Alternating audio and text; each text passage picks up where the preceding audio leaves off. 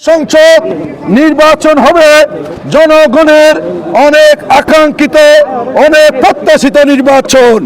যে নির্বাচনের জন্য 17 বছর আন্দোলন করেছি, রক্ত দিয়েছি, রক্ত দিয়ে পিচ দলপথ রঞ্জিত করেছি।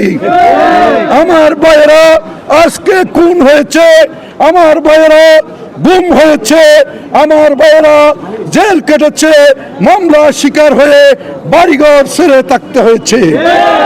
প্রিয় বন্ধু আমার, সেই জন্য বলবো আমরা আমাদের আজকের যে সুযোগ, সেই সুযোগকে সম্মান দিয়ে আগামীতে আমরা সুশৃঙ্খলভাবে সাংগঠনিক শক্তি বৃদ্ধি করার লক্ষ্যে আমরা যে অবস্থানে আছি সেই অবস্থান থেকে আন্তরিকতার সাথে কাজ করে যাব, সেটা আমরা অঙ্গীকার করছি এবং আপনাদের থেকে অঙ্গীকার নিচ্ছি। প্রিয় ভাইয়েরা আমার, আমরা দীর্ঘদিন কষ্ট করেছি। আমাদের প্রাণপ্রিয় নেত্রী আপনারা জানেন, বিনা কারণে মিথ্যা মামলা দিয়ে, ষড়যন্ত্রমূলক মামলা দিয়ে আমাদের নেত্রীকে কারা বন্দী করে রেখেছিল। আমাদের প্রিয় নেতা দেশনায়ক তারেক রহমানকে দেশে আসতে দেয় নাই।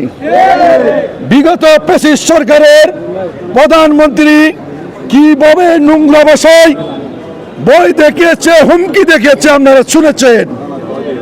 আজকে আমরা তার প্রতিটা কথার জবাব আগামী দিনে সাংগঠনিকভাবে দিতে চাই, সংগঠনকে শক্তিশালী করার মধ্য দিয়ে করতে চাই।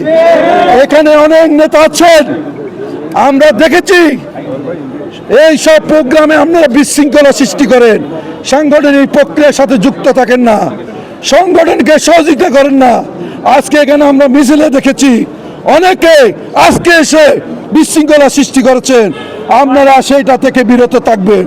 আপনার নেতা, আপনারা সেই নেতার অবস্থান ধরে রাখার জন্য সংগঠনে আন্তরিকভাবে কাজ করবেন, আন্তরিকতার সাথে সংগঠনকে ভালোবেসে সংগঠনকে শক্তিশালী করার জন্য আপনারা কাজ করবেন। ভবিষ্যতে আপনারা শৃঙ্খলা বজায় রেখে সংগঠনের নির্বাচনতান্ত্রিক প্রক্রিয়ায় আপনারা কর্মকাণ্ড করবেন, সেই আশা ব্যক্ত করে আমি আমার বক্তব্যের ইতি টানছি। খোদা হাফেজ। বাংলাদেশ জিন্দাবাদ, জাতীয়তাবাদী দল জিন্দাবাদ, শহীদ রাষ্ট্রপতি জিয়াউর রহমান অমর হোক, দেশনেত্রী বেগম খালেদা জিয়া জিন্দাবাদ, দেশ নায়ক